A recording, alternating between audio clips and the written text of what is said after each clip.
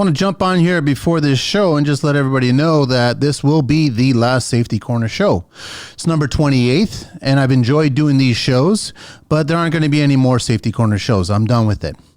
I want people to understand that it's been 7+ years, and I've worked really hard on building this show at the very beginning when I had lots of people saying to other people to stop fucking listening to this show, don't pay attention to any of this show, and don't pay any attention to fucking Manny and what he has to say. And now the show has gotten to where it's gotten to because of Manny. I have the final say on every single fucking thing associated with TCL, period. Nobody speaks for me. Nobody will ever speak for me. There has to be a discussion before anything fucking happens that's associated with TCL. That's how it works. But when it doesn't happen that way, then I get a little upset. And so I just want to let you guys know, thank you very much for listening to Safety Corner, but I'm no longer going to be recording any more of those shows, and I'm going to focus on other shows. I'm going to continue doing a bunch more of the construction life shows, and I'm going to continue doing TNT shows. I'm going to continue doing Building Joy shows, and I'm also going to be introducing a new show called Fitness Fridays with Coach D. He's been on the show before, and we get along very well, and we understand what we want to talk about when it comes to that, because I've always been a huge fan of health and fitness for the tradesperson. No more Safety Corner. I'm done. I'm walking away from it because nobody's ever going to tell me what I can or can't do when it comes to my fucking show.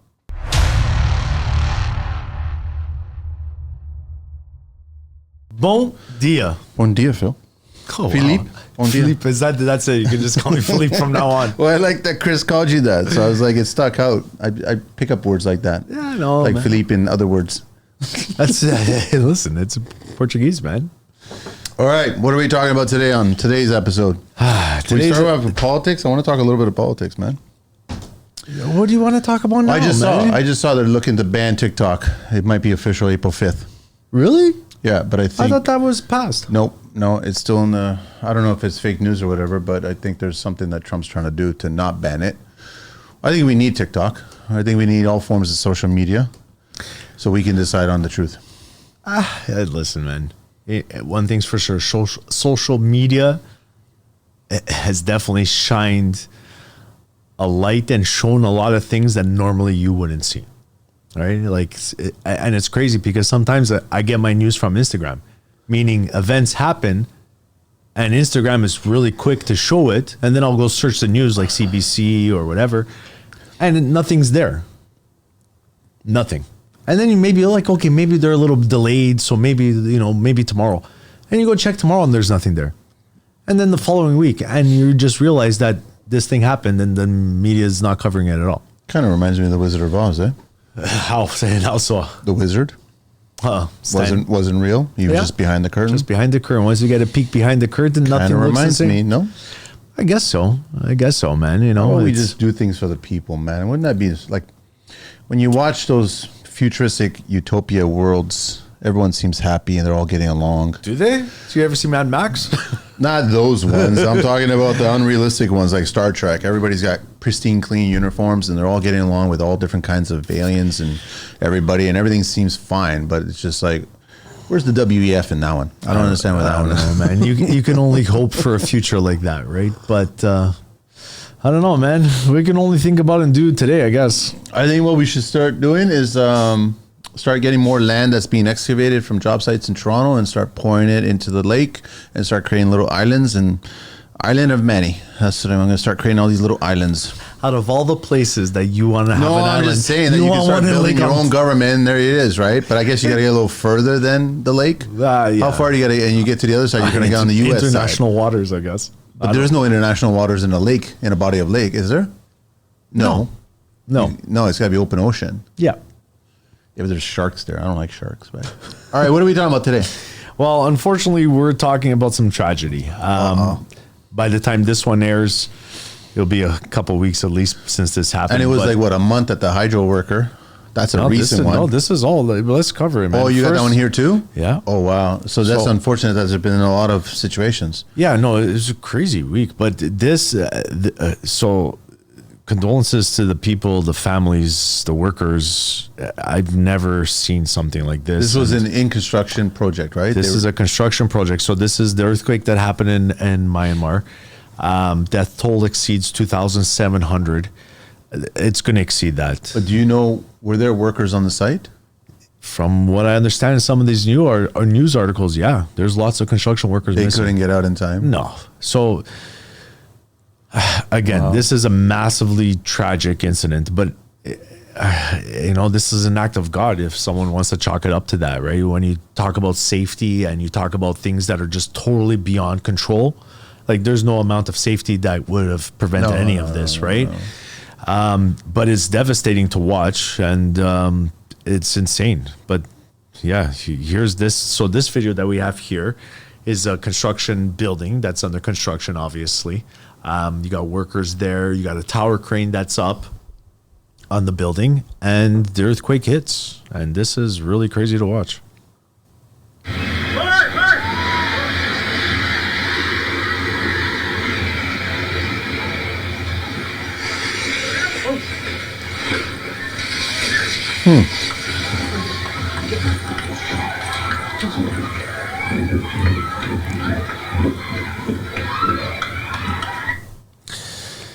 Right, and they're still searching. Workers are trapped. People are trapped. A lot of devastation in this situation.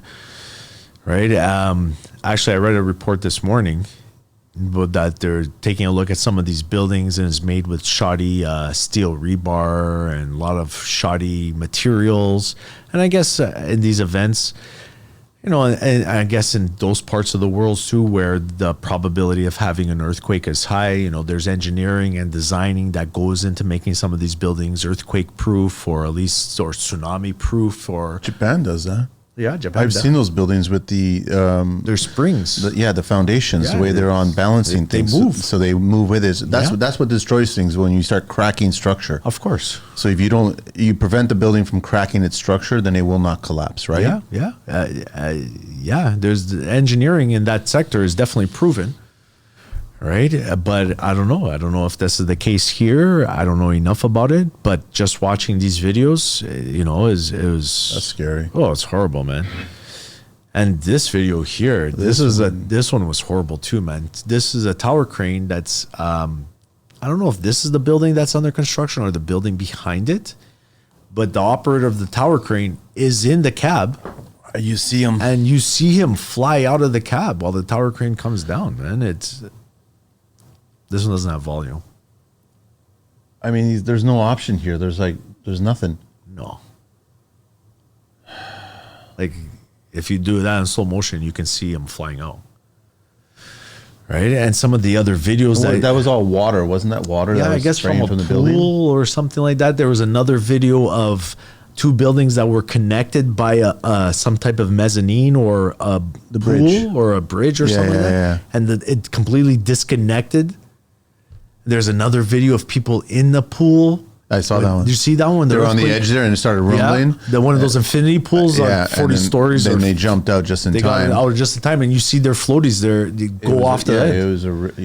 That was scary. Right? Like, this is devastating, man. And But this building never went down. This one that we're looking at, I don't think so, no. But that tower crane came from somewhere, so I don't know if it's part of this building or another building behind it. You don't see tower cranes all that much on the outside. They're generally in the center, aren't they? Depends. Here in Canada, majority of the tower cranes you'll see them in the center. In the center. But you go down to the States, a lot of them you see is on the external. And then you take a look at tower crane collapses in New York, and I think we covered this on the tower crane episode. Right? They use those collars to secure the tower crane on the exterior of the building. And if one of those collars fails, they've had chain reactions where all of them fail and the entire tower crane comes off. Right? And I think in New York, one year they had like 2 or 3. They were getting a bad rap quite a bit. City of Toronto had 4 in one year. So, and a lot of guys in the construction industry, they try to, and even there's a lot of guys now in the union trying to jump the line and get up to that position so they can be the tower crane, because in their description it's good money, like really, really good money. Oh yeah. At peak in construction, I knew tower crane operators making over 200K.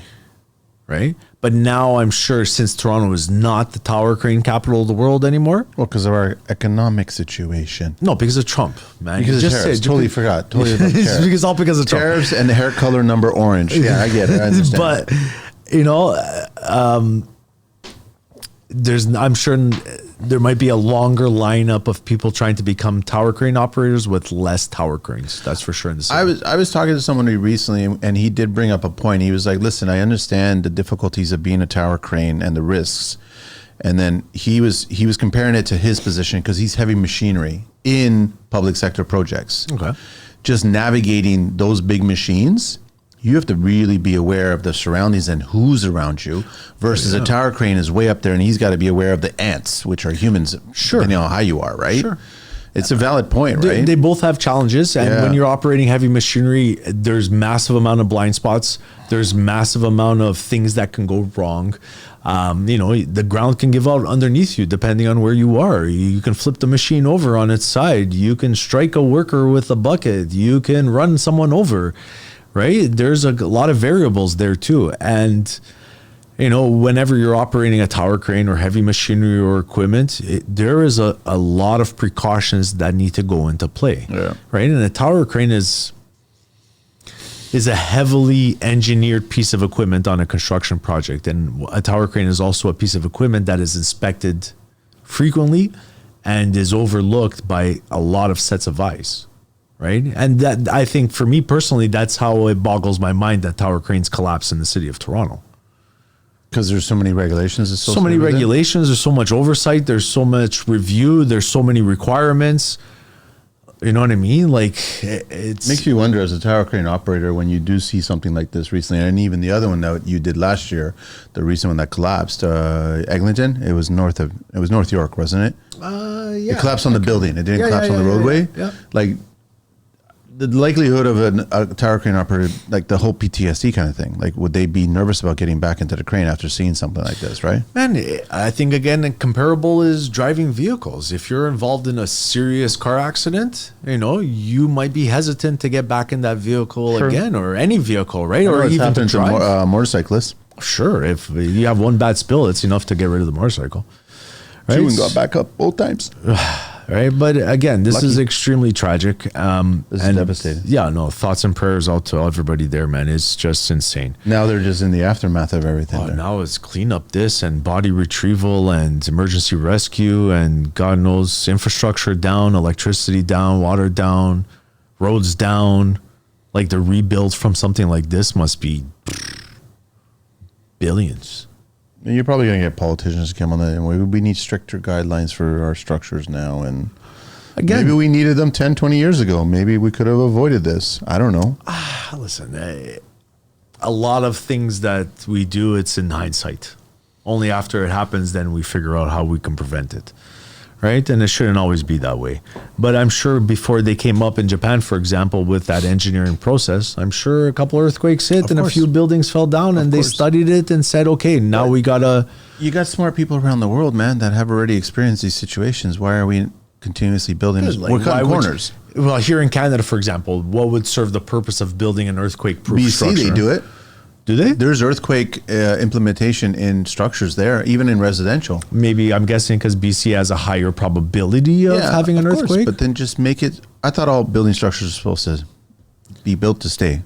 I know, but how can you... This is an act of God, man. No, it's a dollars and cents thing. Well, yeah, listen, you can over-engineer the shit out of something, right? But if you're building a house, does it have to be fireproof, flood-proof, earthquake-proof, lightning-proof? You're going to get it up to a degree, but it's never going to be 100%. It's so easy. I'll ask you, if you were building your own structure, would you use the bare minimum? This is your own dwelling. It would be based on my budget, right? That's the truth. But it would be based on your budget. If I could build my own structure. But if you're going to keep this for the rest of your days and possibly hand it down to your kids, and they would hand it down to their kids, are you going to build it better than minimum? I'm going to definitely build it with quality, knowing that it's going to my children or something like that, 100%. Yes. But if I had free reign, unlimited budget to build my own personal little castle, oh man, that thing would have all kinds of bells and whistles and machine gun turrets and all kinds of things, man. What does that have to do with structure? Absolutely nothing, but I'm mounting one anyway. Man, it'd be nice to have a heated driveway and, park my car and an elevator takes it underneath and I go into my back cave. But, I live modestly, man. Okay. Next. Devastating. And then, unfortunately, also this week, we had a fatality in Toronto Hydro. So, industrial accident. Downtown leaves hydro worker dead. Hydro worker is dead after an industrial accident in the city's downtown core. And again, working around high voltage, some of the considerations. Obviously, this is a very tragic scenario. It's not the first time a worker has died with high voltage and working for Toronto Hydro. Do you know the details on this one? I don't know the details. It was a young guy, apparently under the age of 35. Which is the highest demographic, right? Yeah, for injuries and fatalities, 35 and under, right? But again, that's your prime working years, right? So, some considerations, obviously condolences to this family and coworkers that were there. Some considerations working around the high voltage, obviously your PPE and the type of PPE that you're wearing, de-energizing and isolating circuits so that things aren't live, lockout and tag out, insulated tools, maintaining safe distance from energized equipment, and then obviously specific procedures. And there's a few other controls too. But Toronto Hydro, all the hydro workers are pretty good with having pairs, right? Man, if not more than pairs. These guys, listen, you play with electricity. Yeah. You're prepared to play with electricity. There's always a group of guys that show up. Oh, yeah. And these guys have safety through the gills, man. So, it's hard to speculate on something like this, especially it being this recent, right? But the fact of the matter is, it's being investigated, but this worker got electrocuted. Right. And it's unfortunate, man. But it happens, especially when you're playing with high voltage. Right. High voltage is not, you can't take it lightly at all. Actually, and just going back to our conversation earlier about robots and AI on our last episode and stuff, some of the tasks these guys do is probably better suited for a robot. Go inside the vault and flip the switch. Right? Like they have for the bomb squad. I agree. That would be. I agree, but I put my my business hat on, and it's like I'm sacrificing my robot. I'm not saying that I'm sacrificing the human being. I'm just saying the likelihood of that robot being fried, so to speak. Yeah, it goes up for sure, but the likelihood of getting charged also goes up. Right? So I'd rather sacrifice the robot over until the robots start getting their rights. Again, this doesn't happen every day. Then it's a Johnny Cochran robot that's going to be there defending the robot's life, right? Robot rights? Is that going to be the future Kardashian protest? robot, 2100? Right? Yeah, Kardashian robot. Oh. You don't think that's coming, man? iRobot is like unfolding exactly the way it was done. I don't know, man. TV and but you're right though. In Bomb Squad, they bring in the little Moonraker machine thing. Like there may be a role for robotics in these high hazard scenarios. How about build the infrastructure better? It's still high voltage electricity, man. It is, but I bet you there's better ways of building it. But the problem is Toronto is notorious for this. They band-aid everything.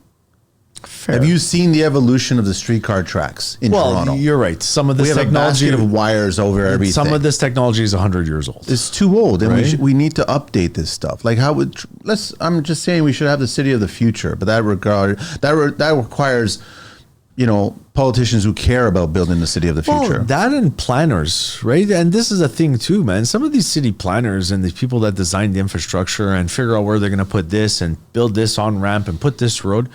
These guys are out to lunch. I feel like they're out to the city. I don't even think they live in the city and experience the city. It's like you look at it and you're like, why would this even belong here? Why is this happening? Why, you question a lot of this thing, man, like a lot of these things. But, it's unfortunate. It's sad.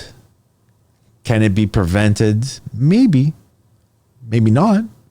I would say yes, but some of these things, acts of God or scenarios or circumstances. And again, in construction, workplace fatalities, I'll easily say 99% are preventable.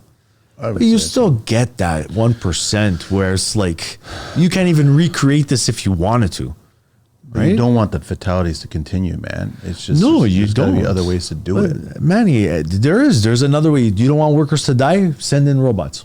You know, it's really that's sad. what's going to happen. You know, what was really sad is recently someone I was having a chat with, he asked me to go by his place to just give my 2 cents, right?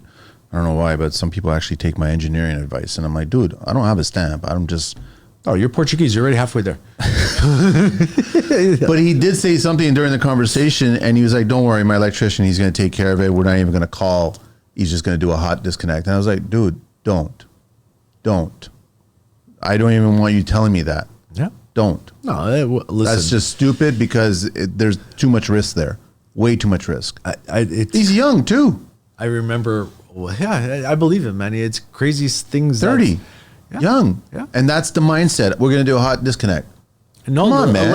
Electricians, man, they take a lot of risks. They take a lot of unnecessary risks. It reminds me, once I was doing an inspection on a high rise, and I came across an electrician, and he was working away, and and I started chatting him up, and let me take a look at your certificate of qualifications and all that stuff. And we're taking a look, and and I'm like, well, you're working there, and the lights were on. I'm like, is that live? He's like, no, it's not live. I'm like, how do you know it's not live? No, I know it's not live. Did you see a tester on his tool belt? Manny, I finished that sentence not 3 seconds after all he was doing something. Massive sparks. Boom. I look at him. He looks at me. I go, you're done for the day. Done. Don't even say another word. You're done. Grab your tools. Go to sit beside your crew. Point me to the direction of your foreman. We have to have a chat. And away we go, right? But he was fully lying to me. I knew he was lying to me. You know what I mean? And it just so happened to be that... He's lucky. Could have been worse. Yeah, but again, you talk to electricians, they'll be like, oh yeah, I've taken voltage, 120, no problem. Boom, boom. And, so many times. Did he have goggles on? No, he had nothing on. He barely even... I don't even remember if he had a hard hat on. But... electricians, and again, this is different type of electricians and electricity. This Toronto Hydro is a whole other realm, its own other procedures, its own other world when it comes to dealing with high voltage. But residential, even commercial, stuff like that. Listen, and not to shine a spotlight on the plumbers, infrastructure on plumbing, water pressure, that could kill you as well too. Oh yeah, we've tying in and no, we've had like PSI tests. Yeah, and valves shoot it right out. We had an investigation once where a valve, I think it broke the guy's rib. Can't remember. They were testing it, and the PSI shot it out and hit the guy and broke his rib. Right? Like it's construction, man. There's a million ways to die. It's insane. So we're not going to read through all of this one. I had to dig into this one a bit. But I gave you the answer already for this one. 2022. So this was September 27, 2022. I'm guessing this fatality, I have the link here so we can open it up. But worker fatality for Toronto Hydro, $200,000 fine. That was for Toronto Hydro? Toronto Hydro. Let's see if we can open up this bulletin here. All right. So what happened? On the day of the incident, a 6-person crew from Toronto Hydro was sent to a worksite. Again, this is not the fatality that recently happened. This is a fatality that happened. A 6-person crew shows up. August 12th, 2020. A 6-person crew from Toronto Hydro was sent to a worksite to perform work in an underground electrical vault. The work was limited to disconnecting energized secondary cables to transform in order for the transformer to be removed and replaced later by a different crew. When the crew arrived, they began work by completing a work site risk assessment form and discussing the contents of the form, including who would perform the various elements of the task. The roles, responsibilities of each crew were discussed and agreed to with each member then getting into position. Stationed above ground, one crew member passed equipment below into the vault. A second crew member received the tools and, as needed, passed tools within the vault. With help from the crew, an apprentice and other workers manually disconnected the secondary cables connected to the transformer while wearing insulated rubber gloves. Together, the crew completed the work of disconnecting the secondary cables.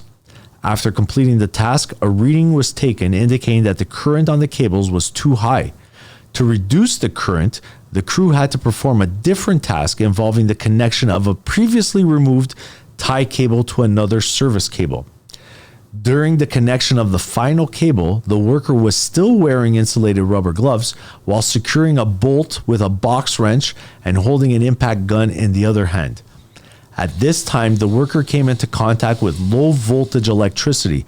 The electrical shock injured the worker and caused the worker to fall.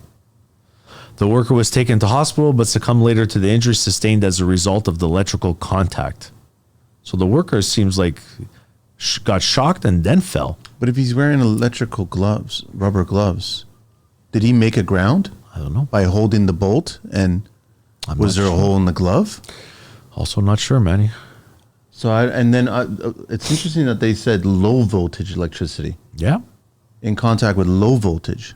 They highlighted this a little bit more than they normally do, but you know, there's a lot of detail in there. Yeah, they. I'm trying to figure out how did he.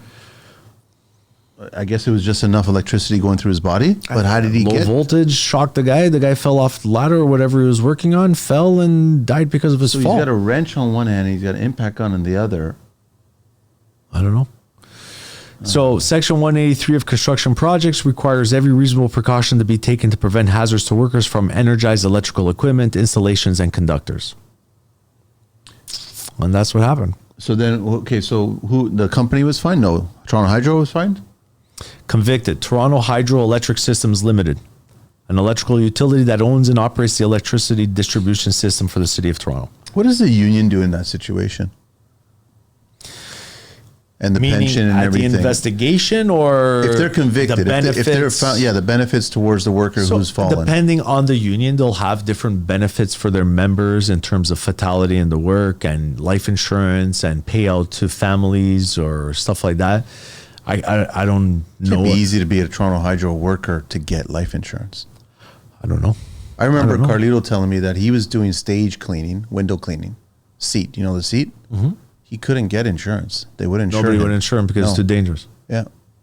I don't know, man. So you still do the job. You're taking the risk, but if something happens. Well, we're not talking about WSAB. We're talking about personal life insurance. Personal life insurance. Yeah. Yeah, that's what I'm talking about. Yeah, man. A lot of people don't get life insurance. You can't. You're flagged, right? Yeah, depending on the nature of what you do, right? Like I guess so. Maybe they ask these tough questions. Guys like this in these positions, once you tell insurance companies that this is what you do for a living, it's risk, high risk. Yeah, I can see that. But again, in terms of the unions, and obviously this is unionized, there's definitely some type of, in the event of a fatality, this kicks in, this kicks in, this kicks in, you know, money for your funeral, money for your kids, money for your widow, who knows, family, I don't know. But there's something, which is better than nothing, right? But in the grand scheme of things, you know, from the collapse of those buildings and earthquakes to fatalities, you know, it's insane, man. I just figure in this situation, we don't have all the pieces of the puzzle, but 6 workers were there. One person was performing a task. What went wrong here? I don't know, Manny. I don't know. Obviously, the worker got electrocuted, right? And that electrocution was enough to that jolt was enough to send him flying off whatever he was working on. And died from his fall. Doesn't even mean that he was that high. It could have been only 4 feet or 3 feet, and he got zapped and fell back and snapped his neck or something. I don't know. Toronto Hydro was not snapped his neck because 200. Did he fall, or it just says he succumbed? What was it saying? It said the electrical shock. Yeah. Worker came into contact with low voltage electricity. The electrical shock injured the worker and caused the worker to fall. Right, the worker was taken to hospital but succumbed later to their injuries sustained as a result of the electrical. Maybe it wasn't the fall maybe it was the electrical. Just going based on what they're saying injury sustained as a result of electrical contact. So it wasn't the fall that killed him. No, it was the electrical contact. And then Toronto Hydro was fined $200K. $200K, man. Yeah, I think it should have been $2 million. Anyways. And I think Toronto Hydro has it, to be honest. Well, yeah, if I look at my bill. Yeah, they have a nice little racket. I'm not trying to downplay anything like that, right? Whenever you're doing line protection. Oh, man. We can get it done in 9 weeks. It's cost X amount. But if you want it done tomorrow, it's going to cost 10 times the amount. Yeah. Yeah. I've had issues like that on job sites. So I write orders or whatever. And Oh no, these guys can't come out till 6 weeks from now, Philip. And you need it right away. Well, okay. Then you guys are shut down. It's a little bit of a racket. So then they should be paying out $2 million to this lost worker, in my opinion. But well, hey, listen, this happened a while. Oh, this one's a while ago. This one's the one that we discussed is a more recent one. Let's see how that one plays out. That's going to get out. Yeah. But I don't see it being higher than 200,000. That one too? Yeah. This recent one? If charges are laid. So it's even going to be less, sir, if it's no charges laid. Well, if no charges are laid, then there's no fines. Right? So, but anyways, that's what I got for today. That's it? That's it, man. What else? That's enough. It's only been a half hour. That's fine. You don't want to talk about anything else? What are we going to talk about in the future? Well, by then, it's going to be close to day of mourning. Yeah. AKA the election. Apparently also on the same day. Yeah. So we'll see how it all plays out, Manny. You know? Okay. Maybe on our next episode, we'll place a bet on who we think is going to become the new PM of No, I can't place a bet like that because Why? I don't know how much Chinese is going to interfere with this, man. What, interference in the election? Oh, but, man, there's all kinds of interference. Everybody's vying for position. Everyone influences somehow, some way, somewhere. We need a blue collar party? You keep on bringing it up, Manny. You keep on bringing it up. I've suggested Jim should do it. He's like, nope, I don't want to do it. It's a tough racket to be in, man, a politician. For some, I guess. I think if you become a politician, you either become the villain or you get pushed out. Those are the two options on the table. Can't be a hero? Tell me one hero right now that you see. You hear Bonnie Raitt's song right now. Tell me one hero. All you young people, Footloose. I need a hero. The people I think are heroes, a majority, don't agree with me. But if I was to pick one politician that's doing an excellent job, it's the guy that's running El Salvador right now. Oh, I was asking for Canadian. Oh, Canadian politician? You just say it. You just said any politician. No, a Canadian politician. So the guy that's running El Salvador, that guy. Yeah, Javier, and also, there. I forgot his name. And I still think that, in my opinion, Trump and Vance are heroes because they're cleaning shit up. But Canadian-wise, I don't even think Pierre. I think Pierre's on the verge of becoming the villain. It's just like... there's no Canadian politician that I look up to or admire or respect. Roman was, but he'll never be given the opportunity, keys to the kingdom. They'll never let him in because he wants to stay that way. So either you become the villain or you get pushed out. And Roman's being pushed out. Yeah. Quebec's been funny lately. The Bloc and everything like that. They've been funny, but Quebec and Bloc and... I'm just so fed up with politics and... They're just taking advantage of this country. It's a shame. Yeah, they're taking advantage of this country. It's... Man, as a citizen, and you look around and you open your eyes and you see, what did the report came out? 0.5% GDP growth in 10 years. That's disgusting. Compared to the United States, for example, at 20% growth. How do you excuse that as a politician and say, hey, we're helping Canada by destroying your economy? Look at the math here. I read recently, Porsche and Audi, same company, they're building a plant in the U.S. to avoid tariffs. There's a lot of companies that are going to be moving to the States. So look at it this way. That's workers in America building German vehicles, luxury vehicles. That's work. Yeah, there is a bit. We need a pipeline. Start digging the pipeline. I know, but see, even like I saw the other day, the Ontario government, or was it the federal? I can't remember. They're like, we're going to be doing investments in hydrogen. Right? Because now they're moving away from electrical vehicles. Why do we need to do investments in hydrogen? Why don't we just bring the company who's already perfected it and have them plant here? I don't know. I don't need to reinvent the wheel, but then all of a sudden the whole Starlink thing. Well, not even that. It's the government does these investments. Even like we invested into this car plant and EV battery in Ontario, $5 billion here. And where does that money go? They didn't even build the plant. They shut it down. They're like, it's not happening. Why? Because nobody wants EV vehicles. So now they're talking about hydrogen vehicles. But again, this technology has been around for a while. Toyota's already building hydrogen. Like hydrogen. The Germans messed around with BMW. And it's clean energy. But again, I'm sure there's some downfalls to it here and there. It's cleaner than EVs. Right? But like, if you're scientists and you're policymakers and you're looking at this and you're like, you got gasoline, you got electricity, and you got hydrogen. How much would it cost to implement this, and this? And if we have to change the infrastructure, how are we going to do it? And and you figure out what's the most viable option environmentally, right? And budget, and and what makes sense and what's practical and infrastructure. But like with the EVs, the way they did it, the way they rolled it out, the way they pushed it down everyone's throats, but the government didn't have the infrastructure. If they moved all to EVs, we wouldn't have enough electricity. But they're still building a plant in Windsor for Chrysler, which is being funded by the Ontario tax dollars. Federal, Ontario. I don't know. Both. I don't know. Probably both. Who's going to be driving these EVs? As a politician, just basically look at, right now, in my opinion, the pipeline. Just move the pipeline away from American soil and let it travel east and start selling our oil globally. We canceled. That's a huge amount of money coming into this country. But this is, again, and work, jobs. This is something we've known for the last 25, 30, nobody's 40 done it years. Because of the green argument. And I think all those green people, they should just be buried. No, Simple as but that. Manny, hold on a sec. Let's look at oil too. When those pipelines rupture, and when those things have leaks in the ocean, whatever it may be, Today's the technology, pollution, the garbage. Today's technology, you go to the country that's never had a burst pipeline, that's always perfected it. You get them and you use their It's a nature, it's a byproduct of that industry, right? You're going to get leaks. You're going to get this. You're going to get that. And the environmental impact of that is just gross. You see the animals full of oil. Trust me, it's bad. It's gross, man. And anybody that says, oh, gas is great too. Hey, listen, if you think it's that great, go into your garage, close all the doors, start your car and sit in your car and see what that does to your oxygen level, right? It can't be good. It causes death, right? So I understand the argument from switching away from fossil fuels. I just don't understand the execution and the planning and the wasted investments and the green slush funds and the carbon tax and all of these money things. Laundry, dude. Even when they did the carbon tax, I did the math. Start calculating how many trees Canada has, how much carbon does a tree during photosynthesis. That's all ridiculous. You do all the math. Then they came back with the winter argument. I don't know, man.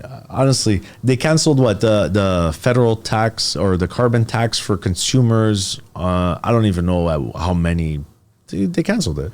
They didn't cancel it. They lowered it from the amount that they already increased it. And that's why you saw a reduction in the fuel pumps right now. Right. I can't so the even. same people who put it in have lowered it. And said it's a great thing. Yeah. After they took all my money. I know. I get it, man. I get it. And this is what I can't stomach. Right. But nobody's remembering that they're the ones that did it. It's like you coming into my house and you kick my dog, and then you come back and bring dog treats for the dog. No, I don't forget you kicked my dog. You still kick my dog. Yeah. Yeah, no, and we're in gimmick mode now of the political race, where everyone, it feels like I'm at a flea market. This politician, I got this, and I got that, and I got this gimmick, and this other politician, I got this other gimmick, and this gimmick sounds like my gimmick, but my gimmick is just a little bit different than your gimmick, and we all got these little things to sell, and this is what we're gonna do, and blah blah blah blah, and then they get in power. Oh man, yeah, sorry, they don't do shit. I can't. It got voted down. Oh, no, it's not going to work. Yeah, no, right. And then in the end, they sell you a bag of goods and there's nothing inside the bag. They should just, in Parliament, they should just put a drape right down the middle. Wizard of Oz is where we're going. Yeah. It's basically theater. But it is theater on a massive scale. And the people that are pulling the strings for these puppets, it's incredible, man. But I'm pretty sure if you drop the pot down the stairs, that'll name all the people that are associated with that. Not just that, Manny. There's multiple industries, corporations, lobby groups. Money. It's countries. Huge money. Yeah. Contracts. Massive. And now, and ultimately what I think is going to do is the natural resources is next, right? The thing is you cannot, and that's the plan, in my opinion, they want to sell Canada's natural resources not to Canadians. No. They don't want them to profit. First, our bank accounts got drained. And now our natural resources is going to get drained, right? And you think it's going to go to pay Canadian debt? Of course not. No. That's what I'm saying. Because we start selling more stuff. Moving the earth and putting it into the lake and start making little countries. Just so everybody has their own country. That's it. Done. I don't know. Then all right. But anything else? We'll choose another subject on next safety. Maybe by the time we come back, the election is done. Maybe we'll see what happens. But yeah, April 28th. Regardless of how you vote, just go out and vote. We should have the biggest turnout. I'd be really pissed off. I really hope so, man. Like it should be the biggest turnout. This may be the most crucial election. And I'm talking to a lot of the young, because a lot of young people they dismiss it. I hope not, man. They dismissed the last one, and they dismissed the last two. Unfortunately, like it was in Isn't it construction. the boomers that are Now it's the threat is boomers, so it's just like they're the ones that are all going to Monkey Boy got in from the young ones with weed, and now Monkey Boy is going to try to stay in from the boomers who are clueless. How did he get that nickname? Who, the Monkey Boy? Yeah. Anybody that's an idiot like that is a Monkey Boy. You know the theory? It was an Irish guy that taught me this. You pay peanuts, you attract the monkeys. I've never heard it. You never heard that one? No. That's why there are always monkeys on site. They always do a shit job. They just like rip everything apart. Well, you're paying them peanuts. I get it. If you pay them fairly, then you wouldn't have monkeys on set, right? You'd have proper tradespeople. I don't know, man. But that whole part of all it, I know is Green Drape, it's all theater, one big monkeys. telenovela, man. That's all Like it is. Planet of the Apes movie. That's what it's going to be. They're all monkeys, man. They're definitely getting their strings pulled. Yes, technically, is that hate speech online? Me calling them monkey boys? I don't know. I think it's in context, no? I don't know. They're just bad at what they do. But or really, really good at what they do. It all depends No, I on think perspective. they're really good at what they do because they get away with it. Nobody's talking about, and Pierre should be talking about that too. There should still be investigations into Trudeau. You don't. There get, should be you, massive You investigations. don't get Scott. You don't get no way. Honestly, again, this comes down to draining the swamp. That's what it comes down to, and Doge and That's it. corruption. But That's it. anyways, that's a Right. wrap. All Thanks, right, everybody. ciao.